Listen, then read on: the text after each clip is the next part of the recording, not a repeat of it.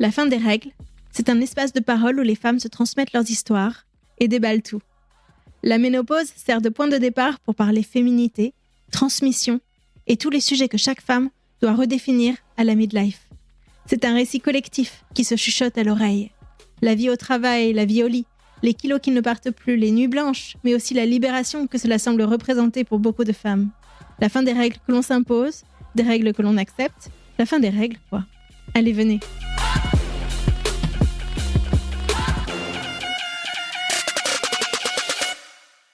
Et dans la vie quotidienne, en fait, être assis en permanence en arrière comme ça, sur le bassin, sur le sacrum, c'est pas bon. Ça comprime plein de zones hormonales, digestives. Enfin, c'est vraiment très, très nocif. Et du coup, je donne des astuces pour s'asseoir autrement. Comment est-ce qu'il faut s'asseoir ? Il faut essayer d'éviter d'être en appui sur le bassin, sur le sacrum. Par exemple, si on est comme ça, le poids de ma tête, parce que comme je suis ingénieure, voilà, j'ai aussi la vision biomécanique.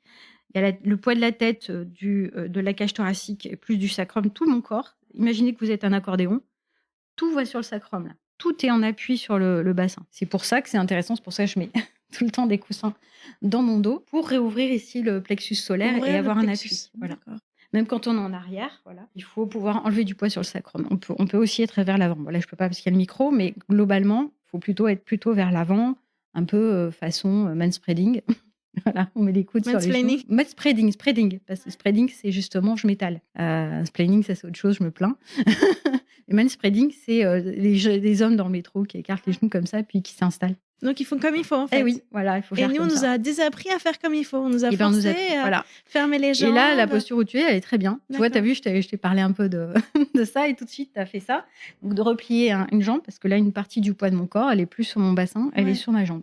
Donc ça, c'est des positions naturelles qu'on comprend toutes les deux au quotidien, mais qui sont pas très bien vues, quoi. Ça fait un peu trop décontracté. La plupart des femmes, elles me disent, Anne, moi, je faisais ça quand j'étais ado, je me faisais engueuler. Alors qu'en fait, non. Voilà, c'est des très bonnes postures. Dès qu'on replie, je sais plus, c'est quelqu'un qui m'a dit ça, à la birmane. Et j'ai regardé une série coréenne avec ma fille, là, récemment, parce qu'elle aime bien les séries coréennes. Et la dame, elle était assise comme ça, sur sa chaise. Et les 3 quarts du temps, ils sont au sol, sur des tables basses. Ce que j'ai fait moi avec mes enfants. Depuis que j'ai des enfants, je suis au sol. J'ai des tabourets bas, je me mets en accroupi sur les tabourets bas et ça change la vie parce que du coup, on n'est plus du tout sur le sacrum, on est sur nos pieds. C'est ce que j'ai fait un post LinkedIn là-dessus. Arrêtez de vous asseoir sur votre bassin, il est sacré. Il s'appelle sacrum, il est sacré. C'est ça. Arrêtez de vous asseoir dessus. Par contre, mettez du poids sur vos pieds, ils sont faits pour ça.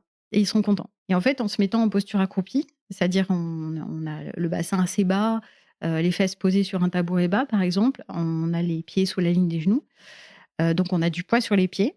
Du coup, on en a d'autant moins sur le sacrum. Nos articulations fonctionnent bien. Notre dos est bien installé. Ça libère les lombaires, ça libère la digestion, ça libère la respiration, ça libère le cardiaque, tout. Et en plus, ça fait bosser les articulations. Et c'est une clé. Les gens, ils disent, alors oui, à 50 ans, ménopause, vous allez gagner du poids, vous allez perdre en masse musculaire et vous allez avoir des problèmes articulaires. Il faut muscler. Ouais. Il faut prendre des protéines. Voilà, il faut manger des protéines. Mais aussi du renforcement. Et renforcement musculaire. Première chose, première étape, les articulations. Si vous n'avez pas de bonnes articulations, vous ne pouvez pas bien bouger. Tu peux définir une articulation pour être sûr ? Les genoux, les chevilles, le bassin, les hanches, tout ce qui est articulaire. Et donc, si vous êtes en accroupi, vous faites bosser vos articulations. Sans y penser. Vous n'avez pas besoin d'aller à la salle de muscu. Parce que le temps que vous vous mettez debout et assis sur... la plupart des gens ne savent pas s'asseoir en accroupi. Donc, en fait, si vous avez des tabourets bas, toute la journée, vous avez passé votre vie à vous accroupir, à vous relever, à vous accroupir, à vous relever. Donc, déjà, vous allez muscler les fesses et les cuisses correctement. Vous allez faire des squats. Et en plus de ça, vous allez nourrir vos articulations. Si vos articulations ne sont pas bien nourries, vous ne pourrez pas bouger vos muscles à leur amplitude complète. C'est pour ça que la méthode Bounine, elle est hyper intéressante. Au niveau des articulations, il y a ce qu'on appelle la synovie. Enfin, c'est une sorte de liquide qui entoure les articulations. Et si votre articulation, elle ne bosse pas à son maximum, elle se rouille, comme n'importe quelle machine que vous n'utilisez pas à son maximum. Et en plus de ça, quand on est assis normalement comme ça, là, il n'y a rien qui travaille.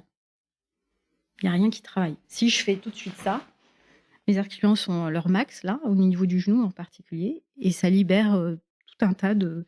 Mon articulation, elle travaille. Et notamment si je me mets en appui sur les pieds en accroupi, avec les fesses posées sur un tabouret, on n'est pas obligé de faire un accroupi comme les yogis, enfin on s'en fout quoi. C'est pas, je suis pas une extrémiste du yoga quoi. Vos articulations des chevilles, des genoux et des hanches vont bosser, plus le dos qui va bien se positionner, sans être avachi. Et du coup votre sacrum est libéré. Et cerise sur le gâteau, le périnée. Votre périnée, il est suspendu dans votre bassin. Et si vous êtes assis, il est tout mou. C'est comme si vous aviez des élastiques, qui sont pas tendus. Dès que tu es en posture accroupie, les gens le sentent. Ils disent ah bah oui, mais ça appuie. Bah oui, il bosse. Un muscle qui est sollicité, il bosse. Il n'est pas sollicité, il bosse pas. Donc il ne se renforce pas. Et du coup, c'est génial. C'est une posture incroyable parce que non seulement ça bosse ça fait bosser tout le corps sans que vous ne fassiez rien. Ça, c'est bien. J'aime bien. Hein. J'aime bien. Toutes mes techniques, c'est ça.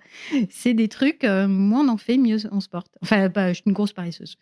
Donc, si je peux faire des exercices sans les faire, c'est top, quoi. Bon, sauf la course à pied. La course à pied, c'est autre chose. La course à pied, ça va activer le système immunitaire, puisqu'on saute. Et c'est les rebonds qui stimulent le système immunitaire et qui stimulent les articulations et les os. Moi, je peux plus faire de course à pied parce que mon périnée il est trop faible, ça donne des catastrophes. Ah, il faut pourtant en faire. C'est-à-dire que même si ton périnée est faible, alors il faut aller doucement au départ. En fait, là, il y a je te donnerai le lien, si tu veux, d'une nana sur LinkedIn qui parle de la course à pied et qui est bénéfique pour le périnée. C'est une erreur de ne pas courir. En disant, ah oui, mais j'ai un peu mal, ou j'ai mon périnée, parce que pourquoi est-ce que le périnée, il supporterait pas la course à pied ?